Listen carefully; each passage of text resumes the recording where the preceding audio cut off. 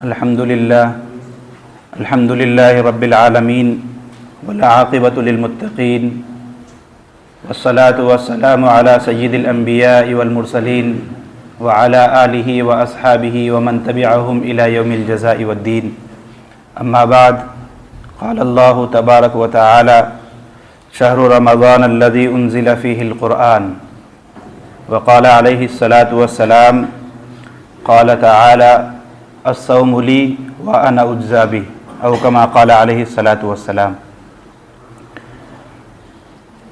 محترم بزرگوں، دینی بھائیوں، اللہ تبارک و تعالیٰ کا بے انتہا کرم اور احسان ہے کہ اللہ تعالیٰ نے ہم تمام کو رمضان جیسا پاکیزہ، مقدس اور روحانی مہینہ عطا کیا۔ ہمارے ہی ساتھ رہنے والے بہت سارے لوگ وہ تھے جو گزشتہ رمضان میں ہمارے ساتھ تھے لیکن آج نہیں ہیں۔ یہ اللہ ہی کا فضل ہے، اللہ ہی کی توفیق ہے کہ اللہ نے ہماری زندگیوں میں برکت دی اور ہمیں رمضان سے لطف اندوز ہونے اور رمضان سے فائدہ اٹھانے کے اللہ نے ایک اور حسین موقع عنایت کیا۔ اس پر ہم اللہ تبارک و تعالیٰ کا شکر ادا کریں، اس لیے کہ قرآن کا ضابطہ ہے انسان جس چیز پر جتنا شکر بجا لاتا ہے اللہ تعالیٰ اس نعمت میں اور زیادہ اضافہ کرتے ہیں۔ لئن شکرتم لازیدنکم، اگر ہم شکر کرتے رہیں گے اللہ تعالیٰ اس نعمت میں بڑھوتری کرتے رہیں گے۔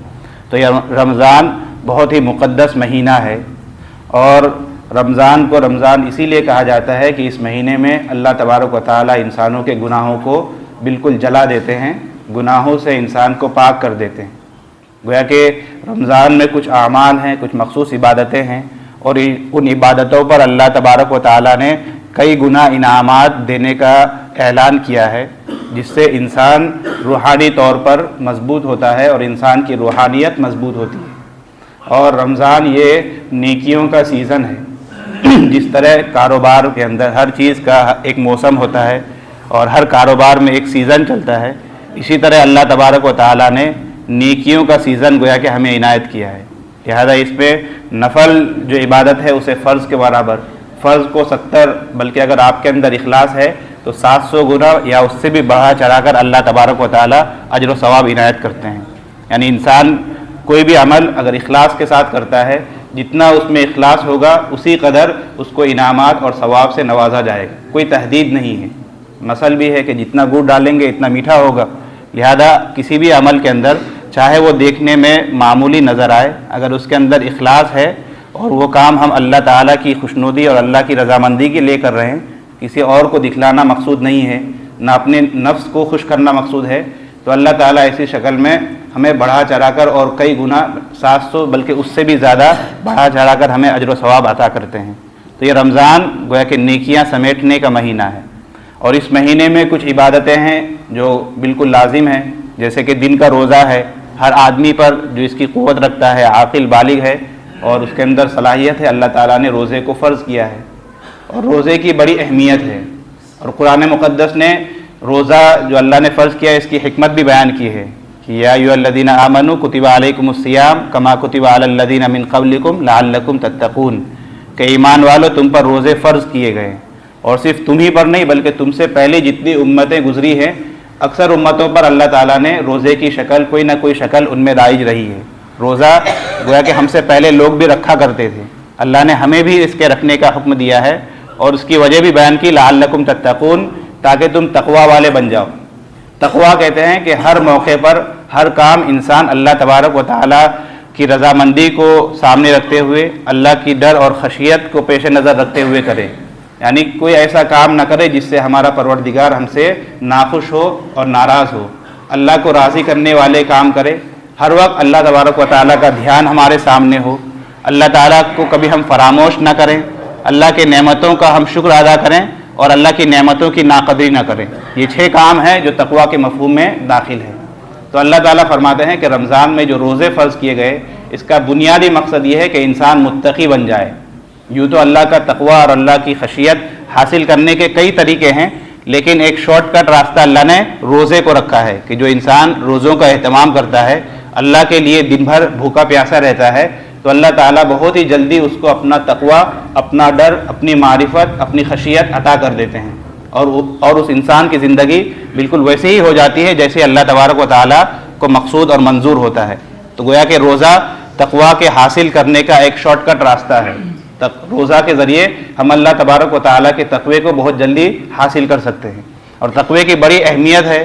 اللہ تبارک و تعالیٰ ایک آیت میں فرماتے ہیں مَن یتق اللہ یجعل لہ مخرجا ویرزقہ من حیث لا یحتسب، کہ تقوی کا ایک دنیاوی فائدہ بھی ہے، اخروی فائدہ یعنی آخرت میں مرنے کے بعد اللہ تعالیٰ ہمیں جو اجر و ثواب دیں گے وہ تو دیں گے ہی، لیکن دنیا میں بھی جو انسان اگر تقوی والی زندگی گزارتا ہے تو اللہ تعالیٰ اسے دنیا میں بھی نوازتے ہیں کہ اس کے لیے رزق کے دروازے کھول دیے جاتے ہیں. رزق کے دروازے کھول دیے جاتے ہیں. اللہ تعالیٰ ایسی جگہ سے اسے رزق عطا کرتے ہیں کہ جہاں سے وہم و گمان بھی نہیں ہوتا. ہمارے رزق میں برکت ڈال دی جاتی ہے. آج ہم دنیا میں جو مارے پھرتے ہیں اس میں اگر گھسیں گے اصل نیچے تو وہ روزی ہی ہے، کمانے کجانے کے لیے ہی ہم مارے پھرتے ہیں. تو اللہ فرماتے ہیں کہ جو انسان تقوی والی زندگی گزارے گا یخرج وَيَرْزُقْهُ مِنْ حَيْثُ لَا يَحْتَسِبْ، اللہ تعالیٰ اس کو ایسی جگہ سے رزق دیں گے کہ جہاں سے وہم و گمان بھی نہیں ہوگا. گویا کہ ہمارے رزق میں برکت ڈال دی جائے گی اور ہماری زندگی میں عافیت ڈال دی جائے گی. ہم رزق کے حصول کے لیے زیادہ پریشان نہیں ہوں گے. بغیر پریشانی کے اور کم محنت میں اللہ تعالیٰ زیادہ اجر و ثواب دیں گے.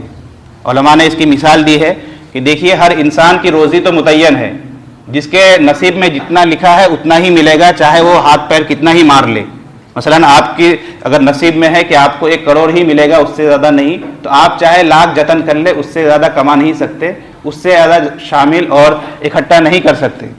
لیکن علماء نے مثال دی ہے کہ جس بندے سے اللہ تبارک و تعالیٰ خوش ہوتے ہیں اور جس کے دل میں اللہ کا تقویٰ ہوتا ہے، جو اللہ تعالیٰ کی مرضی کے مطابق زندگی گزارتے ہیں، تو روزی تو اتنی ہی ملتی ہے لیکن اللہ تعالیٰ بغیر محنت کے اور کم محنت میں بہت جلدی وہ رزق دے دیتے ہیں.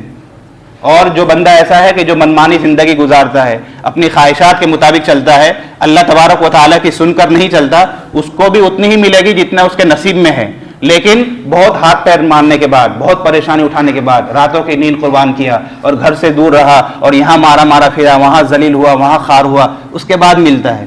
تو نصیب میں جتنا ہے اتنا ہی ملتا ہے، لیکن کسی کو آسانی سے مل جاتا ہے، بغیر مشقت کے اللہ تعالیٰ دے دیتے ہیں، اور کسی کو بہت مشقت کے بعد ملتا ہے. اس کی مثال بھی علماء نے دی ہے کہ دیکھیں ایک مرغی ہے یا کوئی بھی جانور ہے، مرغی اتنا ہی دانہ چگے گی جتنا اس کے پیٹ کے اندر کیپیسٹی ہے. مثال کے طور پر 50 گرام وہ دانہ چگے گی. اگر اس مرغی کو ہم ایک ہی پلیٹ میں ایک ہی جگہ وہ دانہ دے دے 50 گرام، تو وہ مرغی آسانی سے ایک ہی جگہ بیٹھ کر اپنا پیٹ بھر لے گی. اور ایک دوسری مرغی ہے کہ اس کو بھی 50 گرام چاہیے اپنا بھوک مٹانے کے لیے، لیکن آپ یہ کرو کہ اس 50 گرام کو چھڑک دو، پورے محلے میں بکھیر دو، 2 دانے اس گلی میں، 2 دانے اس گلی میں، 2 دانے فلاں محلے میں، تب یہ بیچاری جو اپنا پیٹ بھرے گی بہت چلنے کے بعد اور بہت مشقت کے بعد. تو یہی مثال متقین کی ہے کہ جو تقوی والی زندگی گزارتے ہیں، اللہ تبارک و تعالیٰ اسے روزی ایک پلیٹ میں گویا کہ سجا کر پیش کر دیتے ہیں. کم محنت میں اللہ تعالیٰ زیادہ دے دیتے ہیں. اور جو تقوی والی زندگی نہیں گزارتے ان کو بھی اتنا ہی ملتا ہے جتنا نصیب میں ہے، لیکن بہت مارے پھرنے کے بعد، بہت ٹھوکریں کھانے کے بعد اس رزق تک اور اس روزی تک وہ رسائی حاصل کرتے ہیں. تو اللہ تبارک و تعالیٰ فرماتے ہیں کہ روزے کا بنیادی مقصد حصول تقوی ہے، کہ اللہ تبارک و تعالیٰ کا ڈر، اللہ کا خوف اور اللہ کی مرضی کے مطابق زندگی گزارنا، اس کی گویا کہ رمضان کے اندر پریکٹس کرائی جاتی ہے، تاکہ رمضان کے جو بقیہ مہینے، سال کے جو بقیہ مہینے ہیں 11 مہینے، وہ مہینے بھی ہم اسی طرح تقوی والی زندگی گزاریں. تو یہ رمضان کے اور روزے کا ایک خاص مقصد ہے جو قرآن نے بیان کیا، لعلکم تتقون، کہ اے لوگوں تم پر روزے فرض کیے گئے ہیں، تم روزے رکھو تاکہ تم متقی بن جاؤ، تمہارے اندر تقوی کی صفت پیدا ہو جائے. تقوی کا یہ شارٹ کٹ اور بہت ہی مختصر راستہ اللہ تعالیٰ نے روزے کو قرار دی ہے. اسی طرح حدیث شریف میں اللہ کے نبی صلی اللہ علیہ وسلم فرماتے ہیں کہ رمضان جو ہے شہر المواسات ہے، یعنی غم خاری کا اور دل جوئی کا مہینہ ہے. کیا مطلب؟ کہ جب ہم رمضان میں روزہ رکھتے ہیں، بھوکے پیاسے رہتے ہیں، تو ہمیں بھوک کی شدت کا احساس ہوتا ہے. لہذا اللہ تبارک و تعالی ہمیں احساس کرانا چاہتے ہیں کہ چاہے آپ کے پاس مال و دولت بہت ہے، لیکن کچھ دیر آپ بھوکے رہیے تاکہ آپ کو احساس ہو کہ دنیا میں اور بھی لوگ ہیں. دنیا میں بہت سارے وہ لوگ ہیں جن کے گھر کئی دنوں تک چولہا نہیں جلتا، جو بہت ہی بھوکے رہتے ہیں، جو تنگ دستی کے حالت میں رہتے ہیں، جو غریب ہیں، جو مسکین ہیں، بیوہ ہیں. تو اللہ تبارک و تعالی ہمیں روزے کا حکم دے کر گویا کہ دوسرے مسلمان بھائیوں کا درد اور ان کی جو پریشانی ہے اس کا احساس کرا رہے ہیں. اس لیے حدیث میں فرمایا گیا کہ رمضان کا مہینہ جو ہے شہر المواسات ہے، غم خاری کا مہینہ ہے. کہ جب ہم بھوک کی شدت کو محسوس کریں گے تو دوسروں کی تکلیف کا ہمیں احساس ہوگا، اور اللہ نے ہمیں جو مال و دولت دی ہے، جو ہمارے اوپر خاص فضل کیا ہے، اس سے ہم اپنے دوسرے مسلمان بھائیوں کی مدد کریں گے، ان کو سپورٹ کریں گے۔ یاد رکھیے کہ جو مال و دولت اللہ تعالیٰ نے ہمیں دیا ہے یہ اللہ کا فضل ہے۔ قرآن کہتا ہے کہ یہ جو مال و دولت یا دھن دولت انسان کو اللہ تعالیٰ عنایت کرتے ہیں، یہ انسان کا اپنا نہیں ہے، بلکہ یہ اللہ کا فضل ہے، اللہ کی امانت ہمارے پاس ہے۔ اللہ نے اصول بیان کر دیا کہ اسے آپ کو حلال جگہ اور صحیح جگہ استعمال کرنا ہے۔ غلط جگہ اگر مال کا اسراف ہوگا، اگر مال خرچ ہوگا تو اللہ تعالیٰ اس کی گرفت کریں گے۔ اور قرآن کہتا ہے کہ یہ اللہ کا فضل ہے، یعنی اللہ کا احسان ہے۔ ہمارے پاس اگر زیادہ دھن دولت ہے تو اس میں ہمارا ذاتی کوئی کمال نہیں ہے۔ آپ خود دیکھیے کہ بہت سارے لوگ وہ ہیں جو ہم سے زیادہ صلاحیت مند ہیں، ہم سے زیادہ پڑھے لکھے ہیں، ان کے پاس ڈگریاں زیادہ ہیں، ہم سے زیادہ وہ طاقتور ہیں اور ان کے اندر صلاحیت ہمارے سے زیادہ ہے، لیکن اگر دیکھا جائے ان کا انکم ہمارے مقابلے میں کم ہے۔ بہت سارے وہ لوگ جن کے پاس کوئی ڈگری نہیں ہے، انکم بہت ہے، بہت کماتے ہیں، اور بڑی بڑی ڈگریوں والے ان کے یہاں جو ہے گویا کہ نوکری کر رہے ہیں۔ کئی مثالیں ہیں ہمارے ملک میں، جو بڑے بڑے ادیوگ پتی ہیں اور بڑی بڑی کمپنیاں ہیں، اس کے جو سب سے اوپر کرسی پر جو بیٹھے لوگ ہوتے ہیں ان کے پاس زیادہ ڈگریاں نہیں ہوتی، ان کے ماتحت لوگوں کے پاس بہت ڈگریاں ہیں، بہت صلاحیت ہے، لیکن ان کی کمائی محدود ہے۔ تو پتہ یہ چلا کہ ہمارے پاس جو دھن دولت ہے، اللہ تعالیٰ نے ہمیں جو نوازا ہے، اس میں ہمارا ذاتی کوئی کمال نہیں، یہ محض اللہ کا فضل ہے جو اللہ تعالیٰ نے ہمارے ساتھ کیا ہے۔ اس پر ہمیں اللہ تبارک و تعالیٰ کا شکر ادا کرنا چاہیے، اور نعمتوں کا شکر یہی ہے کہ نعمت کو صحیح جگہ خرچ کیا جائے، غلط جگہ اور گناہوں کی جگہ اس کو خرچ نہ کیا جائے۔ اللہ نے آپ کو مال دیا ہے تو گناہوں کے کام میں اس کو خرچ کرنے سے اپنے آپ کو بچانا ہے۔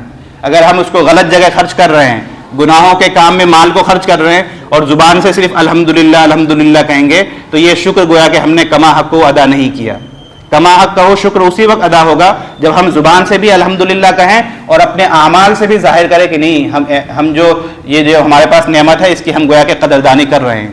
تو اللہ تبارک و تعالیٰ نے ہمیں یہ روزہ کے ذریعے حکم دیا ہے کہ یہ مواسات یعنی غم خاری کا، دل جوئی کا مہینہ ہے، لہذا آپ کو اگر اللہ نے نوازا ہے تو اپنے دوسرے مسلمان بھائیوں کو سپورٹ کرنا چاہیے۔